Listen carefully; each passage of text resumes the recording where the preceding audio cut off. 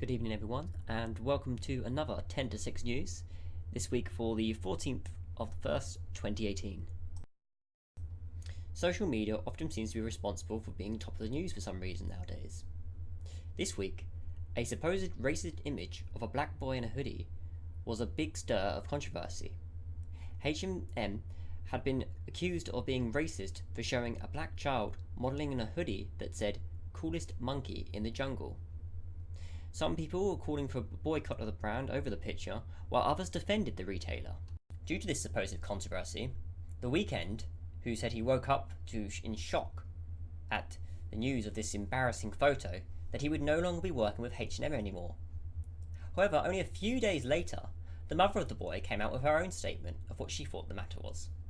She said, "I am the mother, and this is one of hundreds of outfits my son has modelled," she wrote. "Stop crying wolf all the time. Unnecessary issue here. Get over it." She then went on to say that if I had bought that jumper and put it on him and posted it on my pages, would that make me a racist? She asked. So that seemed to clear up the entire issue there. But it didn't stop H&M from blocking the image of the boy and just showing a blank jumper. Donald Trump was in the news again this week. This time due to his administration deciding to cancel permits that allowed nearly 200,000 people from El Salvador to live and work in the US. They were granted temporary protectionary status after the earthquakes that rocked Central American country in 2001. However, they now have a deadline until the 9th of September 2019 to leave, or as a result, they will face deportation, unless they find a legal way to stay. The main issue seems to be around the 190,000 children born in the US to Salvadorians that happened after the earthquake. While the children themselves are classed as US citizens, thanks to the practice and granting of citizenships of any baby born on US soil, their parents, however, will not be automatically allowed to stay, and families could be broken up. So while many are criticising this change to the TPS, which is the temporary protected status, others are saying that this issue wouldn't have come around had the citizens of El Salvador returned to their country many years ago.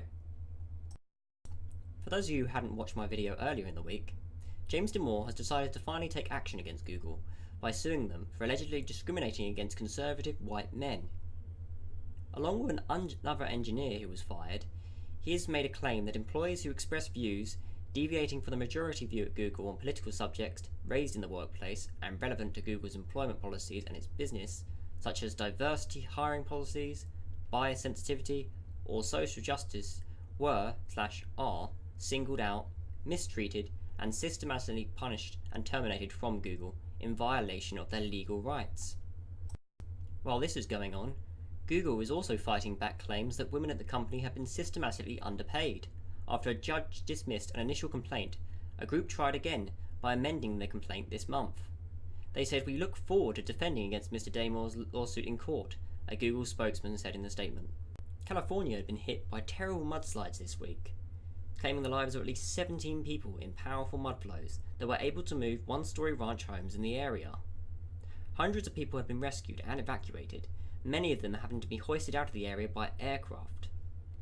These lands were originally flooded on Tuesday morning, after the terrible winter storms that had drenched and destabilized the hillside, stripped bare last night by the largest wildfires in Californian history. At least 300 homes were damaged in the Montecito area, and many more were listed by the authorities as threatened. It also said that 28 people were injured and 4 of them in critical condition. Social media was quick to judge again, as on Sunday night, a 17-year-old black teen was shot to death by North Little Rock Police Department. The older brother of the victim who was shot said that the officers started shouting arbitrary things, stating they just pulled up, told us to get out, tussled with him, and then they shot and killed him. He alleged that Smith did not resist the officers and did not carry a gun, adding, "The officer just shot him 5 times. He couldn't move, he couldn't do nothing. He had 3 officers on top of him, so how was he moving?" Due to this being a sensitive issue of blacks being shot by cops, people were quick to judge and saying that the police department had no right to kill this young teen. However, it was soon revealed through police tapes that Smith was in fact holding a gun. As officers started to pat him down, Smith tried to gain control of his handgun and flee the scene, to which he was quickly taken to the ground. The officers and Smith tumbled to the ground and as a result, Smith says, "I can't go to jail." The officer yells, "Get your effing hand out, it's a effing gun." As the officer struggled to hold down Smith, they tased him. But as a result, Smith did not stop struggling. Smith can then be seen firing from his handgun 2 bullets which nearly hit 2 occupants of the car. As a result, 3 officers then opened fire on Smith, causing him to die. They then put out a statement saying that no officer wants to be put in this position, but these officers were left with no other choice but to protect their lives and return fire. Hawaii was put in a state of alert this Saturday as an emergency alert notification system that sends out a claim saying that a ballistic missile threat was inbound to Hawaii was notifying all its citizens on their phones and devices, including TV sets. It stated, "A ballistic missile threat was inbound to Hawaii. Seek immediate shelter. This is not a drill." However, no missile ended up hitting. This turned out to be an incident with one of the employees who accidentally pushed the wrong button when changing shifts with another one. However, this didn't stop the Hawaiian authorities taking up to 37 minutes before finally notifying its citizens that there was no missile threat.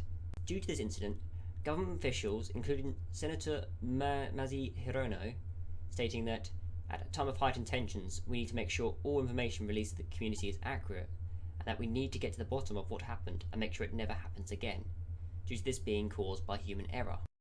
A salmonella scandal has hit the French dairy company Lactalis, after 35 French children are reported getting salmonella poisoning after drinking contaminated milk powder. This has also affected 83 other countries, where 12 million boxes of powdered baby milk are being recalled.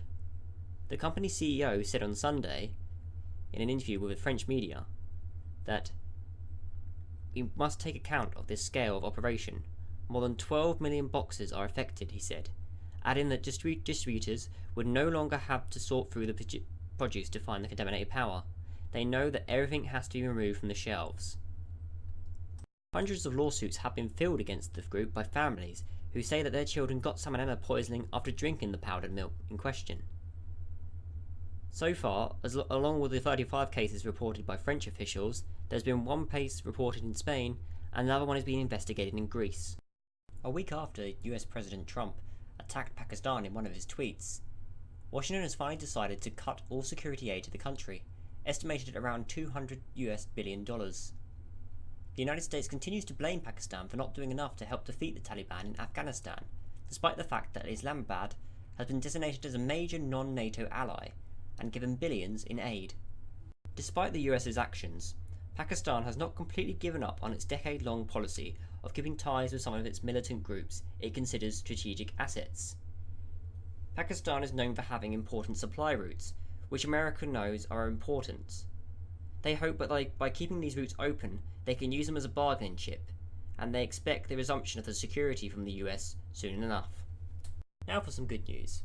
For those of you who may know, the Chernobyl plant which exploded back in April 26, 1986, has known to have contaminated up to 3/4 of Europe, with some areas even being no-go zones.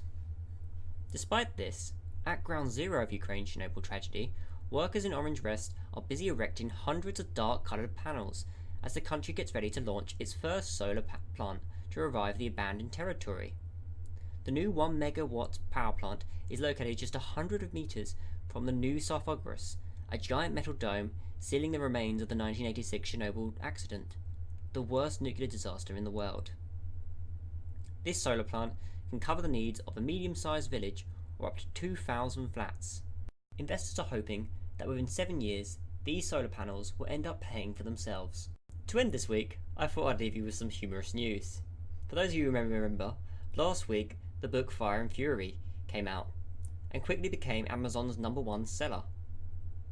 But due to this, it has caused a bit of a frenzy for another book also with the same name, Fire and Fury, the Allied Bombing of Germany 1942 to 1945.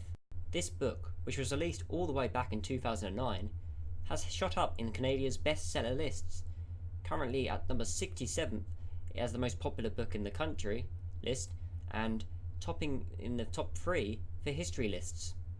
This fall, however, is due to the confusion between the two books' similar names. All I can say is, I hope no one's having any buyer's remorse. Well, thanks everyone for listening. This has been 10 to 6 news from the 8th of the 1st to the 14th of the 1st, 2018.